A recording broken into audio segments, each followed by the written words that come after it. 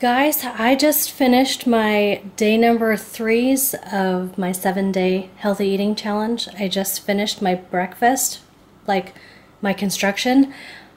I think it looks so pretty. I just wanted to show you. I think it's like the prettiest thing that I've ever put together. There's raspberries on the bottom, and then there's strawberries, and there is an orange, and then there's some yogurt and some nuts and stuff, and oh my gosh. It's time for me to dig in, but I wanted to show you because I was like, oh my gosh, it's so picture beautiful. Alrighty, so many of you know that I'm an avid book reader. I think now, if you're gonna sit here with mommy, you gotta be quiet. You gotta be good boy. Gotta be good boy. So I think my record is 26 books in 30 days, and my record of books in a 24-hour period. Believe it or not, I read 5 books in 24 hours once. I read very, very quickly when I have free time just to sit there and read. I can pound through books very quickly. Anyways, I wanted to show you my reads from the 1st of January till now. And then I have 2 books that I'm currently reading, one that I'm currently reading to my husband, and I have another one that I am currently reading to myself, and it's a twofer. It's a book that has multiple in there. So the first book that I read of 2019 is this book right here. It's called The Good Daughter, and it is by, oh hi sweet pea, it's by James Patterson, or no, I'm a liar. I'm sorry. It's by Karen Slaughter. So she's the author of The Kept Woman, which I haven't read. I haven't read anything by her, actually. This was my first one, and this is the first book I read of 2018. It was very dark, it was very dramatic, and not exactly what I anticipated when I read the back of this book. So this is what it says on the back of the book. It says, 28 years ago, Charlotte and Samantha Quinn's happy small-town family life was torn apart by a terrifying attack on their family home. It left their mother dead. It left their father, Pikeville's notorious defense attorney, devastated, and it left the family fractured beyond repair, consumed by secrets from that terrible night. 28 years later, Charlie has followed in her father's footsteps to become a lawyer herself, the ideal good daughter. But when violence comes to Pikeville again and a shocking tragedy leaves the whole town traumatized, Charlie is plunged into a nightmare. Not only is she the first witness on the scene, but it's a case that unleashes the terrible memories that she spent so long trying to surpass. Because the shocking truth about the crime that destroyed her family nearly 30 years ago won't stay buried forever. So, like I said, it was kind of different than what I anticipated the book was going to be about. It was good, but it was disturbing, and it was very dramatic, like the whole time. When I finished this book, I was like, whew, oh my gosh, this book is done. It was good, but okay, I need something a little bit more lighthearted. So the second book that I read of 2019 is this book right here. It's called How to Have a Green Thumb Without an Aching Back by Ruth Stout. This book is freaking ancient, my friends. This book was produced, copyright of a 1955. So okay, it might not be ancient because my parents are older than being born in 1955, but guys, this is pretty old. And I wanted to read this because I want to get into gardening and stuff, and this is kind of like a how-to or trials and tribulations about this lady and her gardening, and she does a lot of mulch gardening and things like that. And I don't know, it was kind of interesting to read. It wasn't like a how-to exactly where you flip through it and it says, you know, do this at this time and this time. It was more set out as a story, and it was actually quite a pleasant read. And I feel like I did learn a couple things, not like overly. It was more of an enjoyable read than a how-to book. So I read this book. This was my second read. Then I went on to this book right here. It's called Soft Target by Maya K. This is one of the books that came in my, I get monthly book boxes. When I choose to do them, I get monthly book boxes, and this is one of the books that came in there. I'm going to read the back of it to you. It says, wounded FBI agent Gray Harper will honor his dead partner by returning to work as soon as the Bureau shrink clears him for duty. In the meantime, a long vacation in his best friend's hometown sounds like the perfect distraction. But Nate Mathis has another plan. His twin sister Maggie has a stalker, and Gray's the only one that Nate trusts to catch the bastard. Admitting she's scared would bring the cavalry, and Maggie Mathis has always taken care of herself. She certainly doesn't need a bodyguard. As far as she knows, Gray's in town to work as the Mathis family's new business manager. That, she's always found her brother's friend handsome, is something that she will keep to herself. Gray's real job would be a lot easier if he didn't have to keep his intentions from Maggie. It would also be easier if he didn't want to sleep with her. He certainly shouldn't have kissed her goodnight. There never should have been a second date. All too soon, the line between responsibility and pleasure blurs. Gray hates to think of Maggie in such danger, and he hates that he thinks about Maggie too much, and of the day that he won't be there to protect her. Secrets aren't easy to keep from those you love, but Gray tends to guard several with his life before he risks losing Maggie forever. So this book was actually kind of cute. I saw the cover and thought, okay, and I wasn't too thrilled about reading this book, if I'm honest. I just was like, I know people tell me do not judge a book by its cover, but I really had no good hopes for this book. But it was actually kind of cute. It's a cute little story, and it wasn't riddled with sex like some of these other Harlequin romances that I get. Sometimes it's just like, yeah, let's get to the good parts. This actually was a pretty cute little story. Yeah, so I liked it. The next book that I read is by Mary Higgins Clark. It's called Silent Night. It's a very short read. It comes in at, let me tell you how many pages. Guys, let me see. Where is it? Because this is like a preview. Okay, so it comes in at 177 pages. So it's actually a really short story. This one took me a matter of maybe an hour or two to read. I just pounded through it really quick. It's basically, well, if you haven't read any of Mary Higgins Clark, I recommend her. She's a really good writer. I enjoy her suspense thrillers. I just like them. But anyways, I'll read the back of it, and it's pretty darn close to what the book is about. It's good. It says, when Catherine Doran's husband Tom is diagnosed with leukemia, she and her 2 younger sons travel with them to New York during the holiday season for a life-saving operation. On Christmas Eve, hoping to lift the boys' spirits, Catherine takes them to see Rockefeller Center's famous Christmas tree, where 7-year-old Brian notices a woman taking his mother's wallet. A St. Christopher medal tucked inside the wallet saved his grandfather's life in World War II, and Brian believes with all of his heart that he'll protect his father now. Impulsively, Brian follows the thief into the subway, and the most dangerous adventure of his life begins. So, I wish that it had more bits and pieces where it followed Brian around in his terrible travels. Whatever happens, I'm not going to give you any spoilers, it's a real quick read. But I will say, as per usual, Mary Higgins Clark did not disappoint. Good book. Good quick one. The next one on my list is by B.J. Daniels, and this one is a Deliverance at Cardwell Ranch, a woman with a mystery. So guys, I have learned reading B.J. Daniels as one. There's a couple other people, Diana Palmer is another one, who writes kind of cowboy romance novels. The covers have nothing to do with it. I constantly find that her books, her stories, don't even really have much to do with cowboys in the first place. The only things is like maybe they were a Texan cowboy that moved back to his family home or something like that, and then it has nothing else left to do with cowboy stuff. So I have started reading Diana Palmer and B.J. Daniels simply because the stories are really cute. So I'll read you the back of this one, and it was a really cute story. When Deputy Sheriff Austin Cardwell rescues a woman in the worst blizzard to hit Big Sky, Montana in years, it's only the beginning. The dark-haired beauty has no memory of who she is and who or what she was fleeing. But she's clearly terrified of the stranger who shows up at the hospital claiming to be her husband. From Cardwell Ranch to the snowy wilds of Idaho, Austin vows to uncover her true identity before her violent past destroys any hope of a future together. So I thought this was pretty good. So it sounds like it even looks like a country thing, but it had nothing to do with that. And the mystery and unraveling the secrets and everything, that was actually a very pleasant read. I enjoyed this book thoroughly. The last book that I have that is a already read book is the Twofer. This is by Nora Roberts. It has Song of the West and Her Mother's Keeper all in one.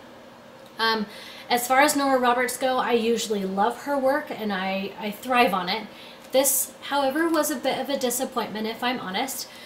It kind of felt more like your typical, Harlequin romance. There was no much time, I guess. The book, it's got 2 in 1, and so, I mean, it's not very thick to begin with. But it seemed like the characters were rushed. You didn't have time to really fall in love with anybody, and it was pretty much just like, here you have the heroine and you have the guy and they get together and yada yada and end of story already. So you didn't get to fall in love with characters, so I was really disappointed. However, I will read you the back of this. They were quick reads. Like I said, it's a twofer. It has 2 books in this one. So the first one was called Song of the West. It said the towering mountains and windswept plains called to her, but she'd never intended to stay forever, until Jake Tanner stirred her emotions like a summer tornado and made it impossible for her to leave. But no man was going to seduce Samantha Evans to give up her dreams, even a cocky cowboy who made her blood go hot. That's about it. So it's just like a one and done Harlequin romance, typical thing. Like I said, I was kind of disappointed as far as Nora Roberts' books go. The next one was Her Mother's Keeper. She'd left town a starry-eyed innocent, headed for the big city. Now Gwen Lacrosse returned home a savvy, sophisticated woman. But her mother's maddening new boarder enticed her as no one had before. Luke Powers was reputed to be an expert in both words and women, and soon he was turning Gwen's cool reason into something else entirely. So, I was not a fan of the second one, because it also seemed like a really quick one-and-done Harlequin romance, but it was irritating to me, and this is a bit of a spoiler, but it was irritating to me, because the gentleman that she first encounters is somebody who she thought was involved with her mother, and then she becomes involved with him. So I hated this whole secret slash sort of backstabby, I don't know. I wasn't a fan of this one. So as far as Nora Roberts go, down thumbs for me. I'm not keeping it, and I usually keep all of her stuff. So this is going back into the depot. And by the way, guys, all the books that I showed you, they are all going back to the depot at the library. At the library, they have a paperback give and take, like depot kind of thing, and I take bags of books back and I bring bags of books to my house to read, and that's where I like kind of trade them around. If I like them, I save them, but that doesn't happen very often. We'll just throw that out there. So I wanted to show you my current reads, my friends. My current read is by Janet Daly, and this is it says To Resist Me. It actually is 2 separate stories. It's another twofer. I'm almost done with the first one because it's almost, I think it's pretty much right here where that white line is where the second book starts. I'm really not a fan of the first book. I'm having a hard time finishing it, but because I'm so close to finishing it, I figured what the heck. So this is what the first book is about so far. It says, Giant of Mesabi. Rolt Matthews is as strong and solid as Minnesota's framed Iron Range, and the minds he controls have made him a fortune. But he'll need a soft touch to convince beautiful Alana Powell that she is one and only, and made her his forever. So, similar to the reason that I didn't like the Nora Roberts books. This is a spoiler if you're going to read this book. She is involved and actually ends up being engaged to one of them, their brothers, and then she is more or less cheating on him with another one, and I don't like that whole cheaty business, so I'm not a fan of it. The second book I haven't begun to read yet, because like I said, this is my current read, so I have no idea what this one is about, because it's a twofer. It says, The Thawing of Mara. Now that's an interesting nickname. Financial company CEO Sinclair Buchanan is known as Sin. Mara Prentice just wishes that she didn't have to rent her Pennsylvania cottage to him, even if it's perfect for weekend getaways. Will he be staying alone? Since she mentioned it, no. And if Mara's free, so is he. So, that has promise. I have no idea. It's probably going to be a really quick one. It seems to me everything that I have read, Janet Daly is either a really good or a really bad in my book. And like I said, this first book itself is turning into like a bad. So I'm crossing my fingers that book number 2 is good. But we'll find out. I'll have to let you guys know. So the current read that I'm reading to my husband right now is a Nora Roberts book. It's called Year One.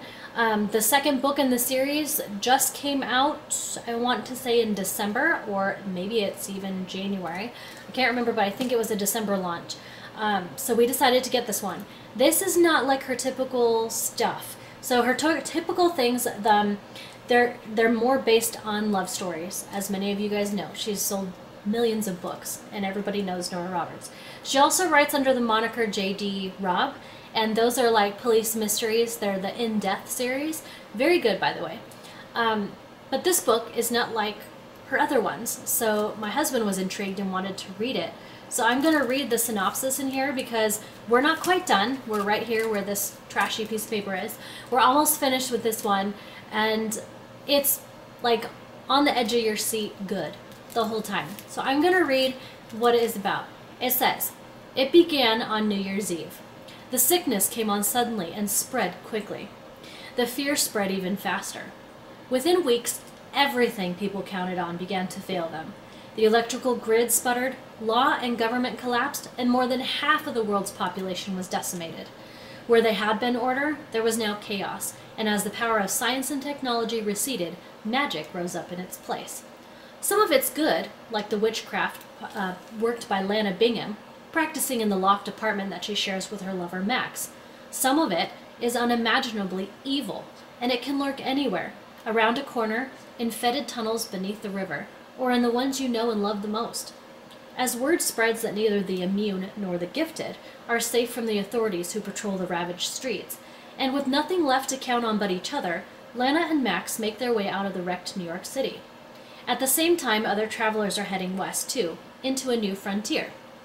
Chuck, a tech genius, trying to hack his way through a world gone offline. Arliss is a journalist who's lost her audience, but uses pen and paper to record the truth. Fred, her younger colleague, possessed of burgeoning abilities and an optimism that seems cut of place in the bleak landscape. And Rachel Jonah, a resourceful doctor and a paramedic who fend off despair with their determination to keep a young mother and their 3 infants in their care alive. In a world of survivors where every stranger encountered could either be a savage or a savior, none of them knows exactly where they are heading or why. But a purpose awaits them that will shape their lives and the lives of those who remain. The end has come. The beginning comes next." Guys, it's so good. I will warn you, it has strong language and it has some kind of scary, freaky pictures that come to your mind. It's very descriptive. Like I said, language. So this is not for children reading at all, or even when children are present. I do a lot of reading out loud. That's what I'm doing with this book to my husband. I'm reading it out loud, but I am careful to do it when my kids are not around because there's a lot of graphic violence kind of stuff and magic, which is fine, whatever. But there is some language, strong language in here. So if that's not your cup of tea, then you're not going to want to read this. However, as far as I've gotten so far, it is fantastic. I cannot wait to finish it, and we are currently on the list. I want to say, unfortunately for us, we're like number 25 or 26 on the list, but we're on the list to get the second book, the one that just came out. So anyways, that is everything that's everything since January until now, which we're still in January. What's the date today? I want to say it's like maybe the 13th or 14th or something, maybe. So we're about halfway done, and those are all my books, and those are my current reads.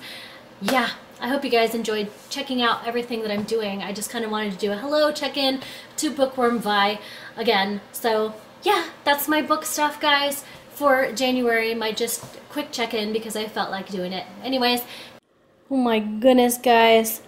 It's probably hard to see in this recording, but my flame from my candle is above.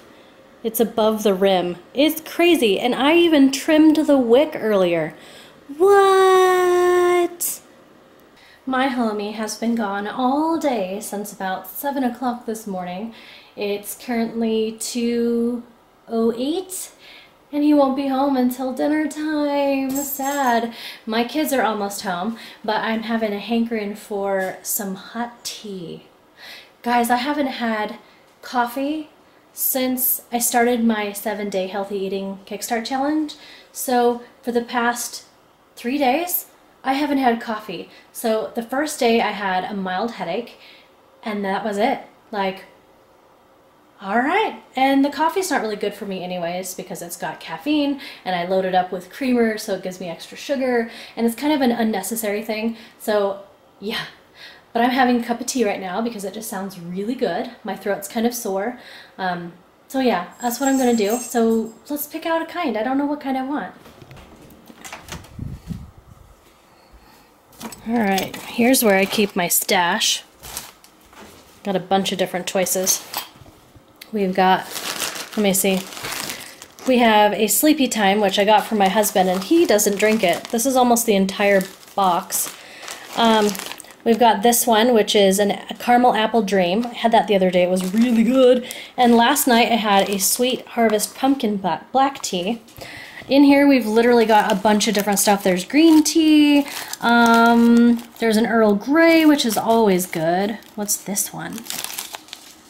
English breakfast. Oh, guys, English breakfast is my favorite. We're totally gonna do this one.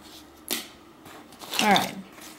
Yeah, that's definitely the one I want. Let's put all these bad boys back in here and put it away, put it away, put it away. All right. Got my tea right there. Let's do this. There's my cup. All right, in goes the bag. And because I do have a sweet tooth and I can't stand to have the tea by itself because then I think it's too bitter, I'm going to put in a teaspoon of sugar. So this is my little sugar container, super cute. And it's got this little teaspoon right here. It's literally a teaspoon. So that's what we're gonna do. We're gonna put one of these in there. Just one. There we go. All right, I got that all shut back up. And we're gonna put this back in my pantry. All right, now it's on to the Keurig. Keurig, you and me. It's on, my friend. Here we go. Lift up to begin. Hopefully the screen is behaving itself. Yes, it is. This is my big cup, so I can do a 12-ounce cup in here. So on your mark, get set, go, Keurig, go!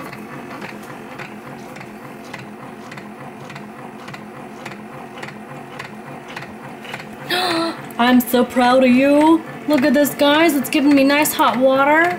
That's fabulous. I'm gonna let it finish its thing. I let mine steep for about 3 to 5 minutes. I'm curious, how long do you let your tea steep? I don't know what like the standard is. Sometimes I add milk into mine, but I'm not going to this time. I love English breakfast though. Oh, it's my favorite, I can't wait. Anyways, thanks for coming on a tea journey with me, guys.